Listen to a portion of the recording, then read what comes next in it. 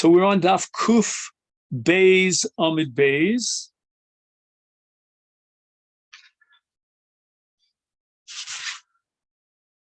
And we're up to Amar Rabbi Yehuda Amar Rav, which is about 10 lines down from the top. A little bit more than 10. Yevamot Gedila Bein Ha'achim. So this woman's husband died. And strangely enough, her former husband, may rest in peace, the family sort of adopted her. And she's sort of living amongst them over the course of time. Muteresli nase li'echem min ha'achim. She could still fall for Yibum, and they could implement Yibum. And what's the chiddush here? V'ein chosheshin shema cholza sandal li'echad mehem. During that time period, subsequent to the death of her husband, she may have taken off the shoes of one of the brothers, one of the Yevamot. Maybe they were older, so she was giving them respect.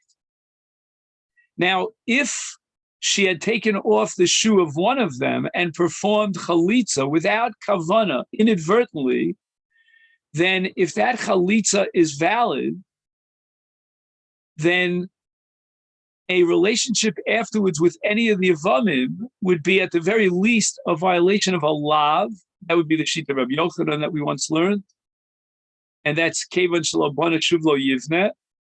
Or according to Reish Lakish, it would be a violation of an Isur Karetz, of Eishes Ach, if the Chalitza was already valid. But we're not Choshesh. Says Rav, Ein Chosheshin Shema Cholza Sandal Yechmeh. We have no reason to assume that she did this act of removing the shoe of any of the Yevamim. So the Gemara is now medayik in Rav's words. Time at the lo chazinan ha chazinan chayshinan. We didn't see in any particular event, any particular occasion that she removed the sandal of any of the achim. Okay, lo chazina, we didn't see.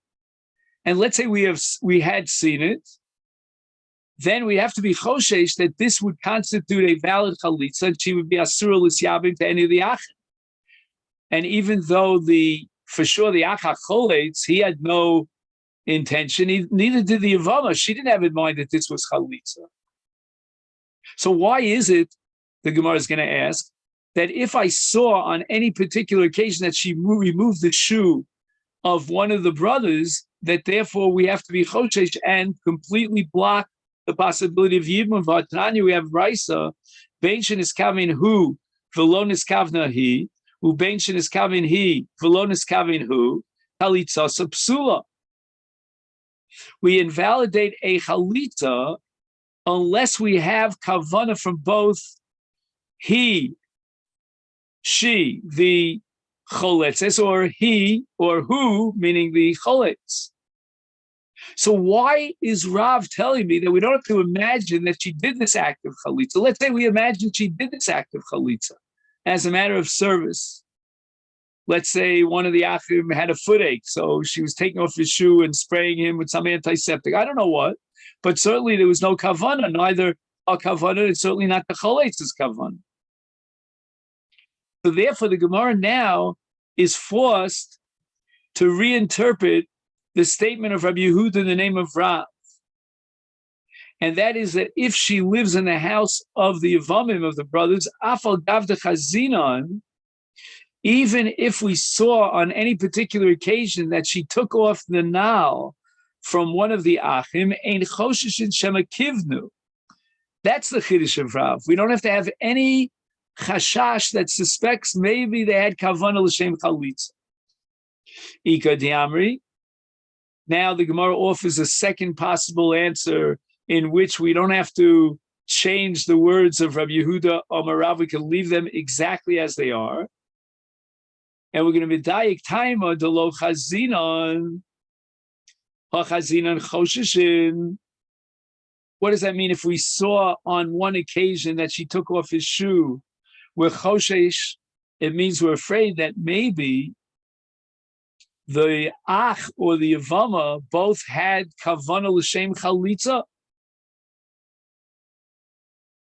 And that's an amazing chiddush over here that when you and I look at on external vision, we think it's just a haphazard act of taking off his shoe.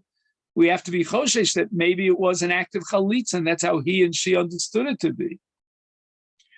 But we quoted a brisa that says boy kavana, right, which means that in this case, okay, you're worried about the fact that maybe they had in mind chalitza, and therefore there's Isur Yibum or Sulis Yamin. But the brisa says ad sheis kavnu shneim keechad. It sounds like they have to make some sort of an explicit declaration that they have kavana l'shem chalitza. So the Gemara says, Hani Mili, what is the subject of that brisa? L'shtaruye li alma, to be matir the Yevamot, to get married to the shuk.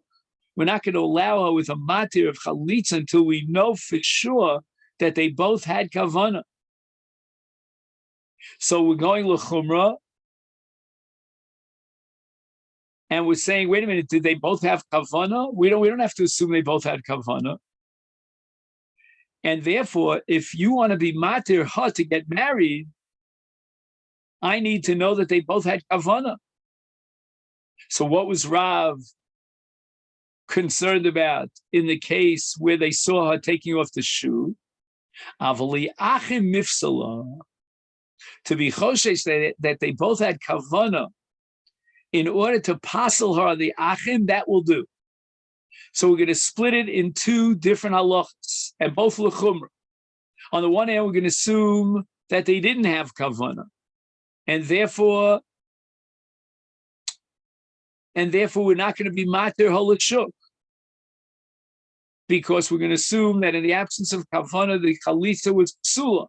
On the other hand, we're going to assume l'chumra that maybe they did have kavana, and therefore she cannot fall for yibum to any of the brothers. So we get what's called the worst of both worlds if we saw an actual act of chalitza.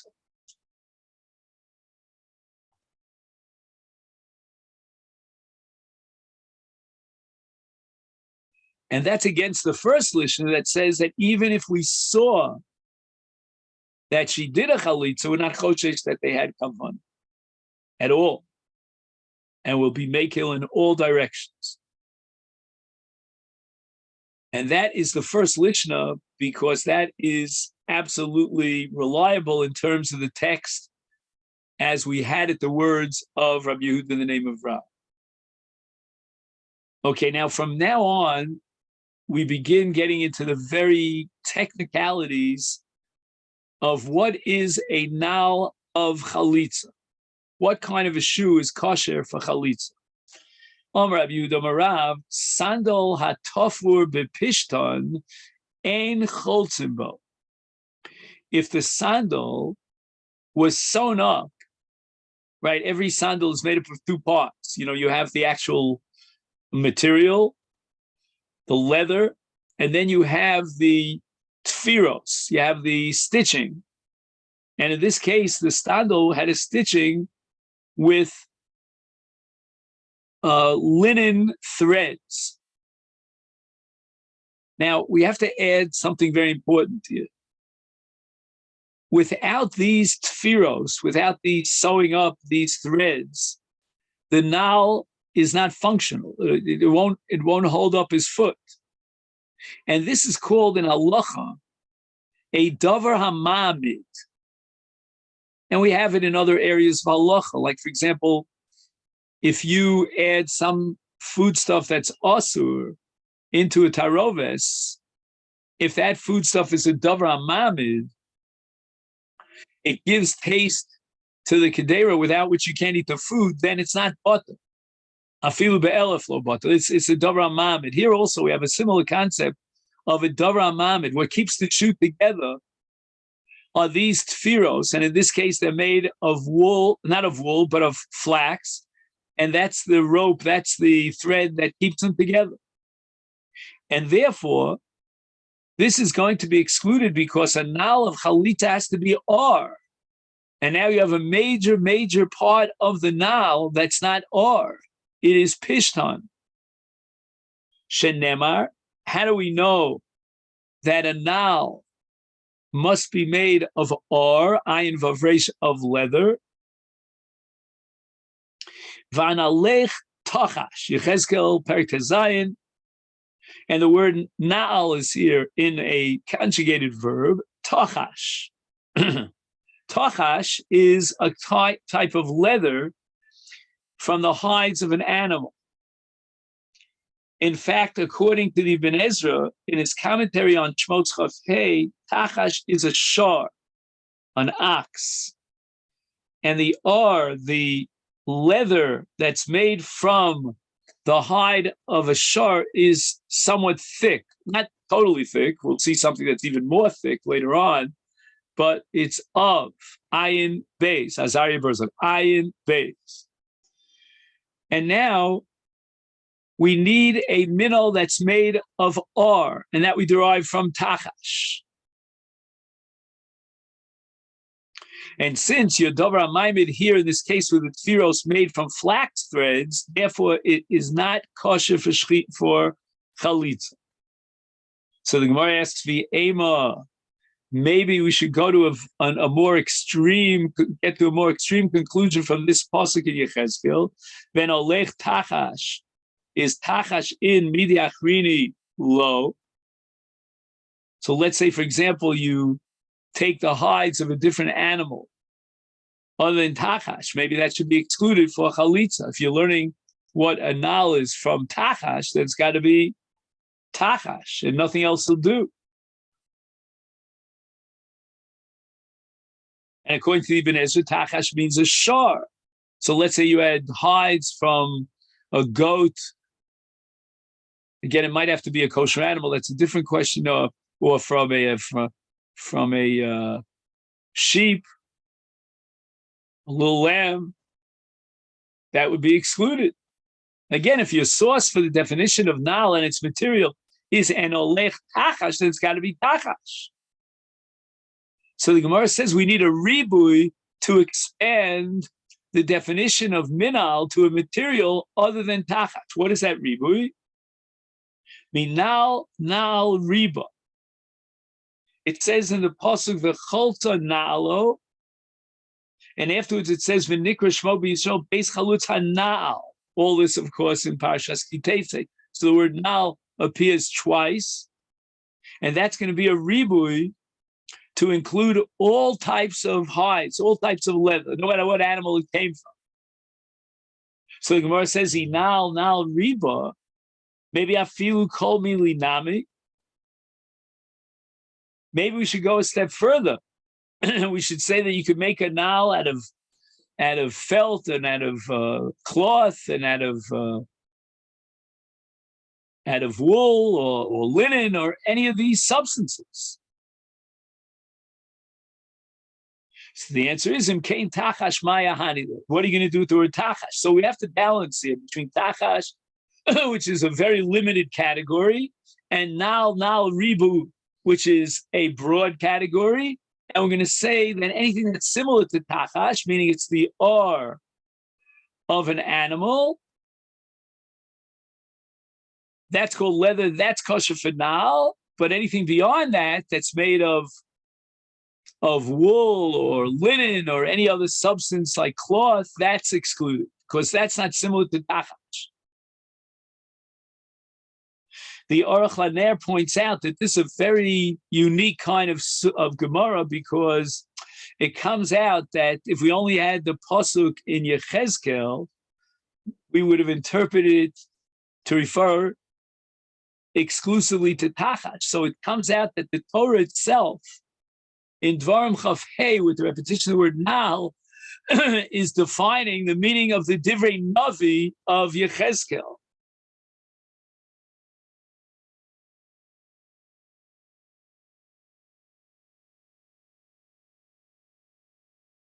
He says, Eich magia posik b'Torah L'lamed al pasuk b'neviim. Usually goes the other way around.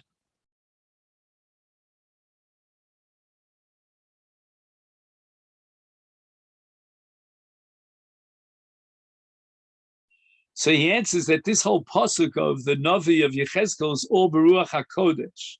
HaKadosh Baruch Hu is going to tell us Baruch HaKodesh what he's going to do to benefit Klal Yisrael. So since it's Baruch HaKodesh, then the pasuk in Chumash could already shed a light on a pasuk in the Navi because it's all coming Baruch HaKodesh. Anyway, Boy minei Rabbi Elazar mira. Who shall are? The sandal is made of leather. Usrei siosav shel sa'ar. Shel se'ar.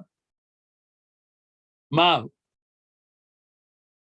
Srei siosav are sruche ha-sandal. These are the laces, to lace up the shoe and tie the shoe onto his leg, onto his foot. And they were made of se'ar. Se'ar are the kind of like feathers, if you will, of goats. Those we take off that. He calls it notzos shel izim. Mahu. Shall we derive from vanolech tachash that even the threads, the lace that you use to tie up your shoe, that also has to be from or. So we're no longer talking about tafur tfiros hamamidos, the davar mamid. Now we're talking about the laces that are added to the shoe. And they also have to be from or, because they're an integral part of the now. Omole milo karinen be venolech tachash.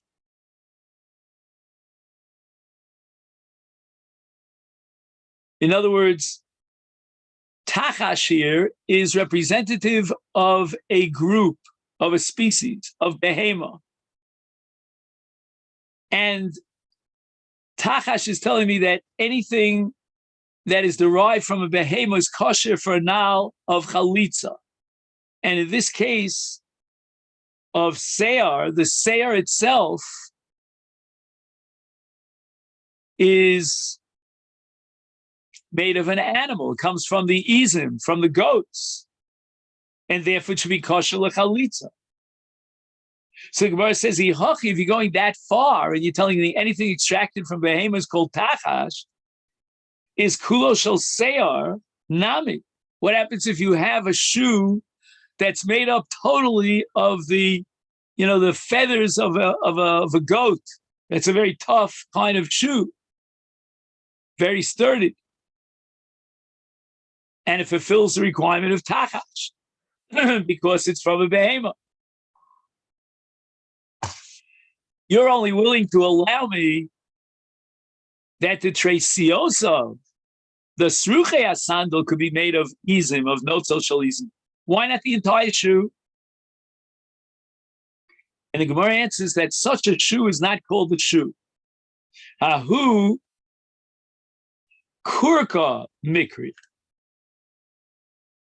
What they used to do is sometimes make almost like a boot. Like, for example, I remember my army boots, or if you remember in Canada, they have those kinds of, snow boots or whatever you call them. And they're made of very tough substances. It's like wearing something very like solid on your feet. That's called karka. Kurka, it means they wrapped it one inside the other. They had a double layer of leather. That wasn't called by the name of sandal because it was so thick that it was no longer called sandal. It had a shem bifnei atzma. It's called kurka. And in chalitza, the Torah requires a minol. As the pasuk says, now, what does it say there?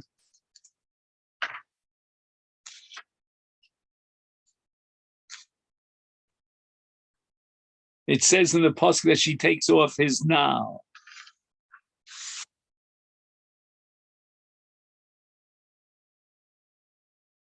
Okay.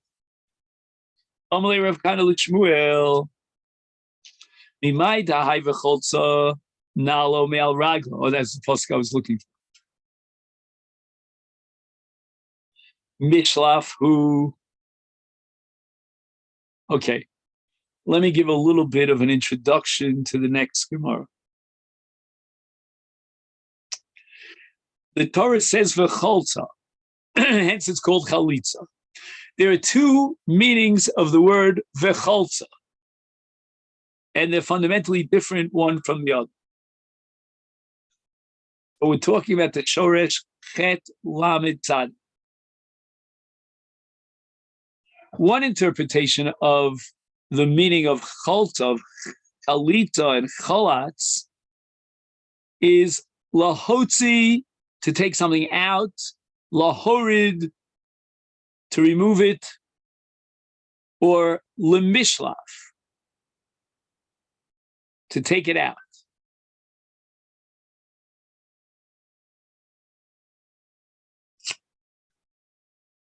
The other interpretation of the word v'cholatz is ziruz. Ziruz means to get involved in a very energetic way in doing something. Two totally different meanings.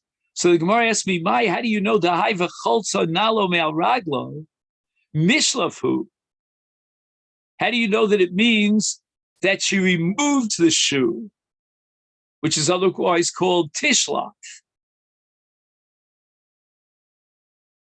Ichsiv, because you have a pasuk in the parsha of Beis HaMenuga,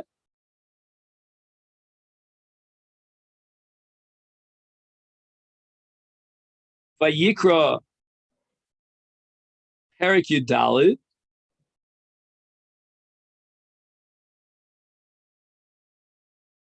V'chiltzu es havanim, this is called Beis HaMenuga, asher b'hem hanega. So the word v'chiltzu means to take it out, to remove it from the walls of the Beis HaMenuga.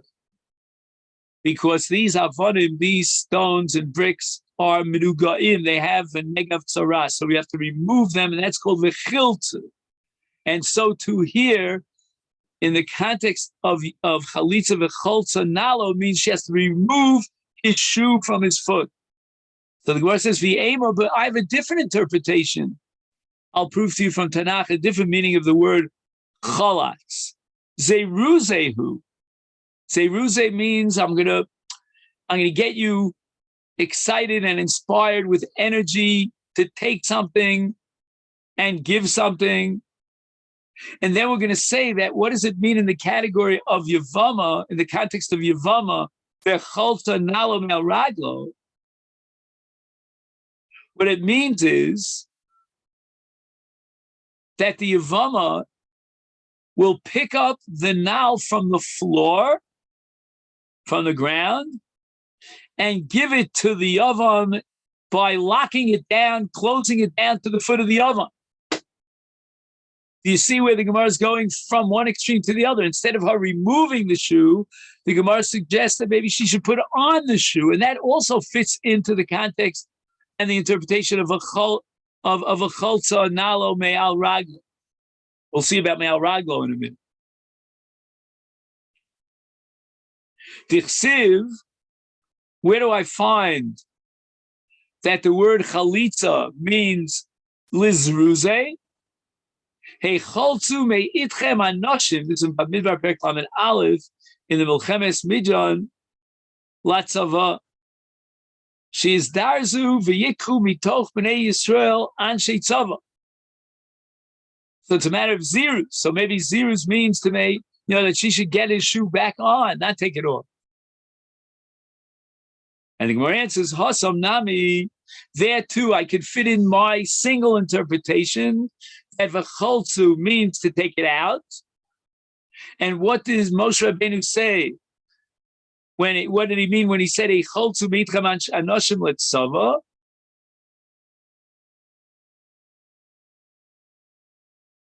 Shalufe Mibeisa Lekarva. Karva is the war, Krav, even in modern Hebrew. And Shilufe Mibeisa means get the people out of their house and have them volunteer for the war, for the army, for the soldiers.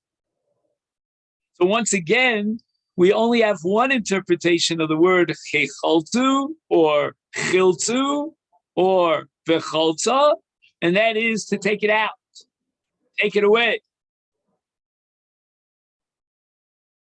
So the Gemara asks, "Ksiv yechaletz ani b'anyo." The pasuk in Iyov Lamed Vav. HaKadosh Baruch Hu is being mizares us to give the ani power, strength, the anyo in his state of poverty. So it means that Yachlotz means zirus.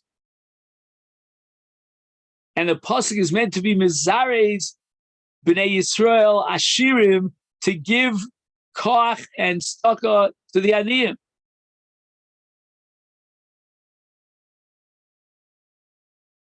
So where answer is no. I'm still going to insist that the word cholatz means shlifa, to take it away, and not zirus. And what was David HaMelech saying? I'm sorry, Eov. What was the pasuk in Eov saying? We'll get to David HaMelech a little later. Bischar anyo, because of the suffering of an ani, and that sevel is mechaper olav, is that HaKadosh Baruch Hu yechalzo midina shel Gehenna. Will take him out from the din of Gehenna. Pasuk in Tehillim, and it's mashma that the Malach is being mizaris them.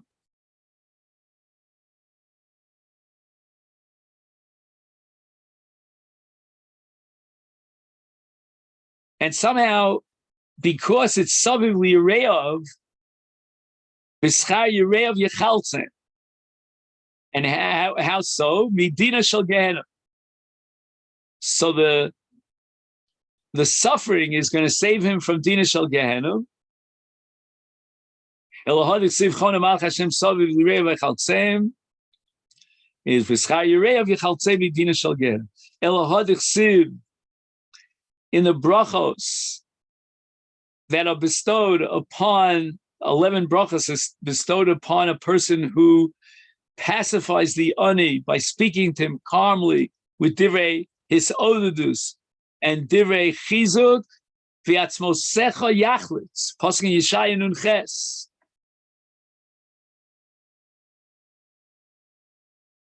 V'amar Ablaza zu ha'ma'ula shebebrachos. Of all 11 brachas, this is the superior bracha. Again, 11 brachas regarding someone who gives a pruta to an ani and appeases the ani and gives him consolation. The Omar Rava, and Rava says, why is this bracha ma'ula shebe brachos? Zeruze germe.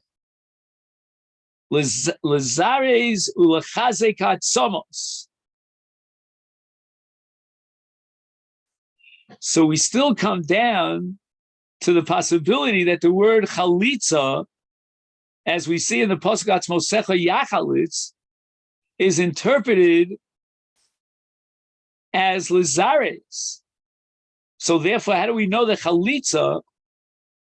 The kavanah doesn't mean shetalvish hayivami liyav minol, to put on the minol. And the Gemara answers in. You're right. The word v'cholza mashmah.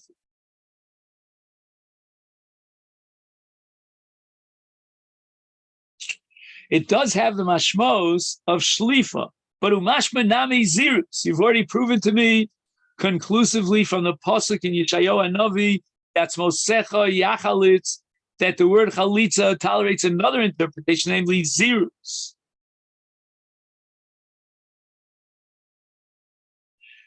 But we're not going to use that interpretation of zirus and plug it in here.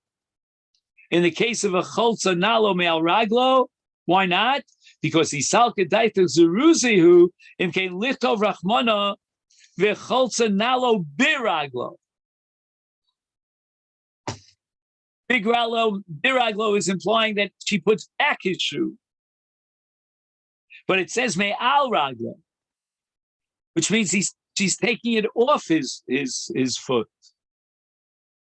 Shetishlof min olo mirag. Gemara asks, ikos rachmana biraglo. Maybe the Torah had to avoid the word biraglo because of a possible mistake.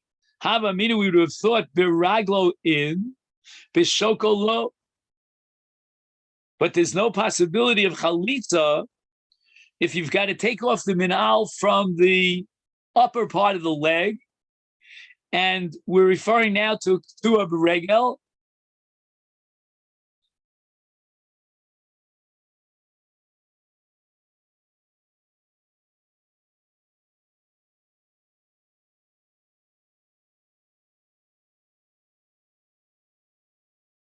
Now, the ketua raglo, which we call an amputee in English, we attach something to his thigh if he's really, lost his leg. And the question is, the nal that he wears on that, what's it called? Prophylactic? Is that the word? I forget the word. Leg, that fake leg, can she do chalitz on that? And the Gemara thinks that we could only derive that from the pasuk me'al raglo, afilu b'shoko. So if that be the case, we've excluded the possibility of the pasuk saying biraglo. Couldn't have said biraglo because then we would not know the din of a katua regel. And Gemara answers, and came licha rachmanam me'al raglo, my me'al raglo shmamino mishlafu. If the Torah was only teaching me the law of ketua beregel, it could have said bime'al raglo.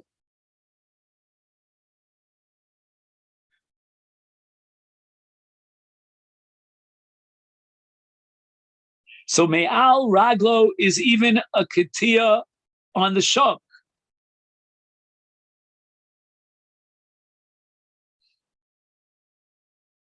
Umay me'al raglo shmamidon mishlafu. So it only says me'al raglo. It doesn't say bime'al raglo, and it's coming to teach me that she's taking the shoe off his foot. What's unclear to me is, so how do we know ketua regel at the end? The Gemara is saying, if it would have taught me ketua regel, it just said bime'al raglo, but I don't know. We don't have bime'al raglo, so how do we know that chalitza is effective by a ketua regel? That I don't know. Amaleahu mina l'Ram Gamliel. The minim were those who interpreted the psukim of the Tanakh in a literal way against Chazal, against the Kabbalah that we have, the Masorah. Ama dechaletz le'mare mine. You are a nation that HaKadosh Baruch Hu chalatz lahem. He forsake you. Forsook you, I guess it's right. Dichsiv, as it says in Hosea, Bitzonachem Bitzonam ubivkaram. We're talking about karbonos. Yelchu levakish says Hashem v'lo yimtzo ki chalatz lahem. They're going to seek out the Almighty, and they won't find Him. Why? Ki chalatz mehem.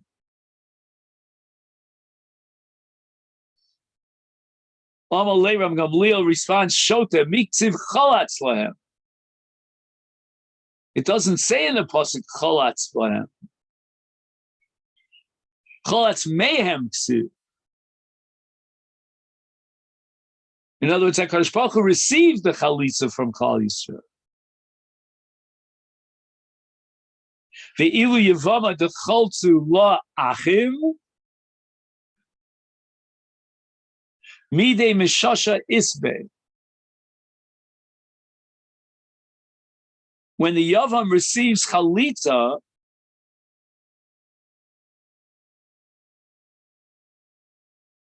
midei mishasha isbe.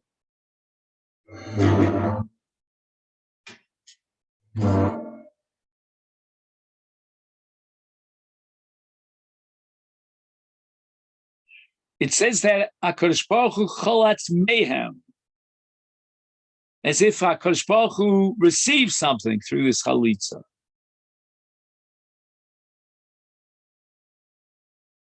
And you, the min, you want to compare it to Yevamot, who's rejected.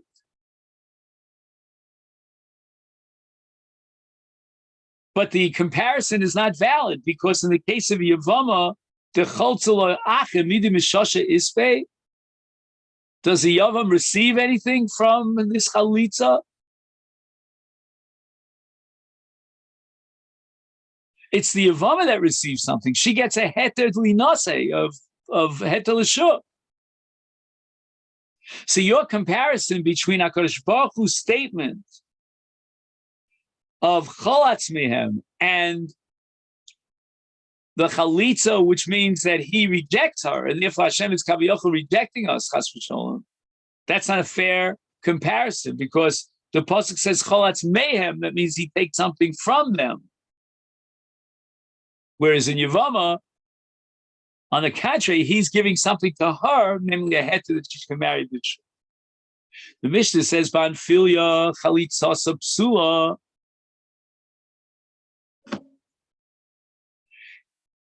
And this is a footwear that's made of cloth.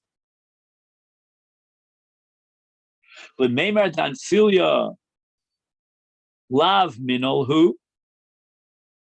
That's why it's possible chalitza. Usnan nami, with regard to trumas halishka. This is in the month of Adar. Every person brought a machzis hashekel.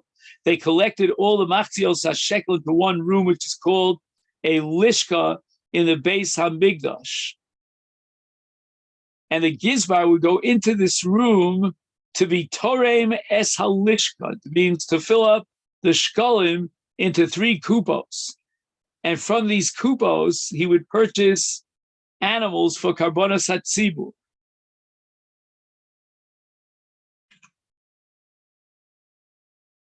Ein hatorem nichnas, the Gizbar, when he goes into the lichka to be torem es halichka, he should not go in lo bepargod chafus, but lo banfilia.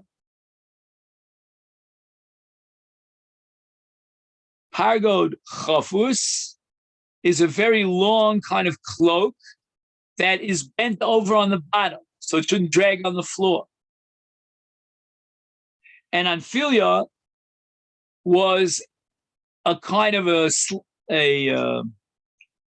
slipper, if you will, that is made of bad, of cloth. In both cases, we would be afraid and suspicious that maybe the Torem was hiding some of the money. The Ein Tzarech Lomar, and it goes without saying that the Torem, the Gizvar, should not go into the Trumas Halishka b'minol v'sandal l'fi she'ein nichnosim b'minol v'sandal azara. So there's another issue here about Mora Migdash. So forget about a Gizvar who's going into the Torem es Halishka.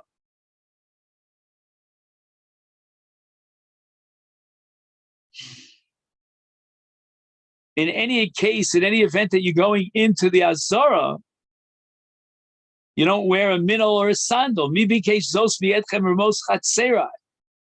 Asur likanes v'minol.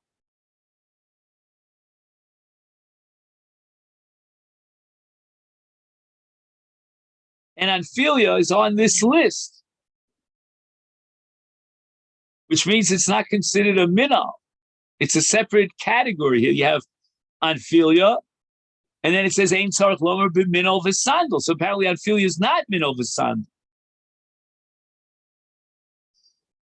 So this Mishnah, which I think is in Shkolim, is a further support to what we derived here, that Anfilia is Psul Chalitza.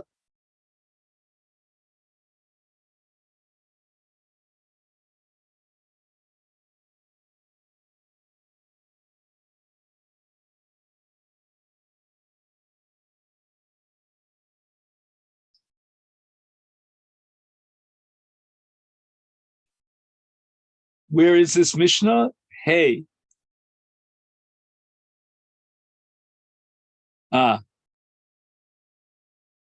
He says here, Shkolim Perek Gimel. Okay, good. Fracting Gemara, Reminu. We have a brisa with regard to Yom Kippur that seems to contradict this. The brisa says, "Echad minov v'sandav anfilia lo yital b'hem lo b'mitbayis lebayis lo mimita lemita on Yom Kippurim." Where there's an isur of the ilas sandal, the brisa prohibits wearing an anfilia, and it seems from this that anfilia is included on the minah, on the ilas sandal.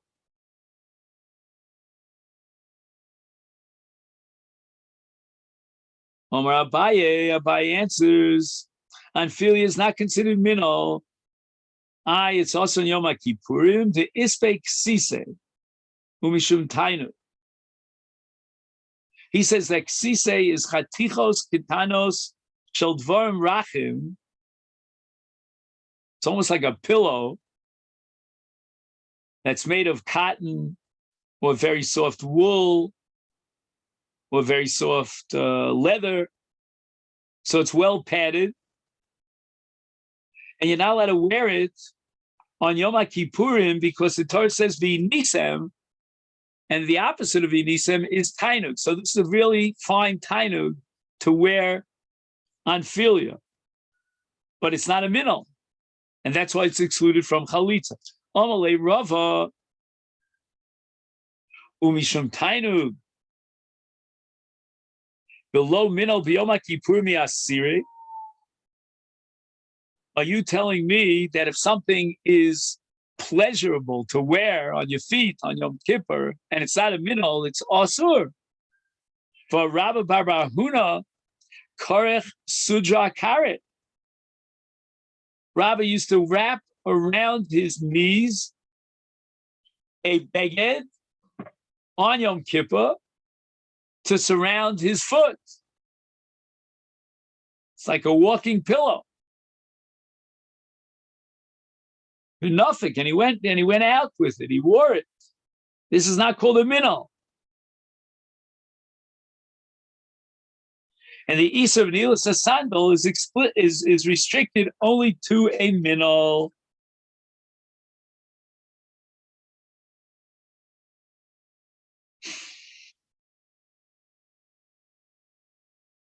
And that's why Rava would wear this on Yom Kippur around his feet. And even though it was a tainug, but nevertheless, it's not a minol. So therefore, when the Brisa says that you're not allowed to go out with anfilia on Yom Kippurim, it must be that it's a minol. And we're back to a stira down Mishnah in the Brisa that says that a tormes al lishka, that anfilia is not a minol. And that's why it was listed separately, enumerated separately in the list. Elam or Rava says that something that is tainug and it's not a minol is mutar on Yom Kippur, like we saw from Rabbi Bar Huna, who karach begets with raglo. We have a stira to have Mishnah, and Lagabi Trumas Halishka, the Mishnah seems to indicate that anfilia is not included on the minol. And yet on Yom Kippurim, it's considered a minol. And therefore, on Yom Kippur, we're not allowed to wear an anfilia.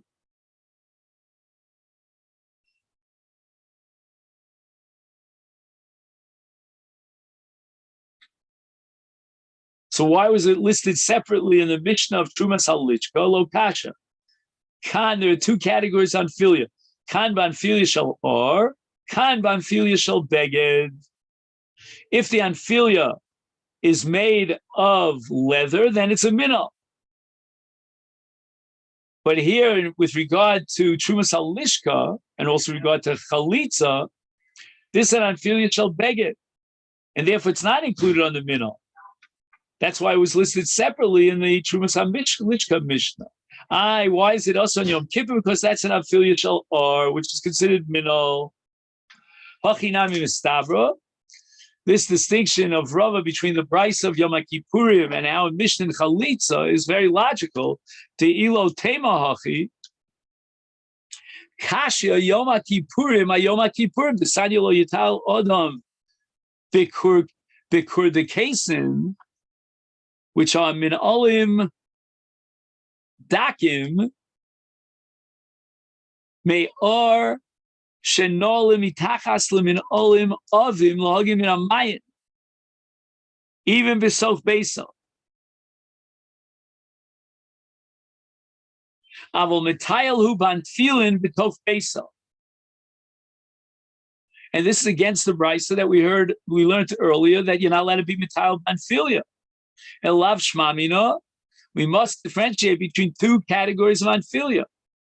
Kan, the brisa that says you're not allowed to be Mitayel, is Banfilia shall or. It's made of leather. But Kan, the brisa that says we were matir to you, that's Anfilia shall beged. Shmamina.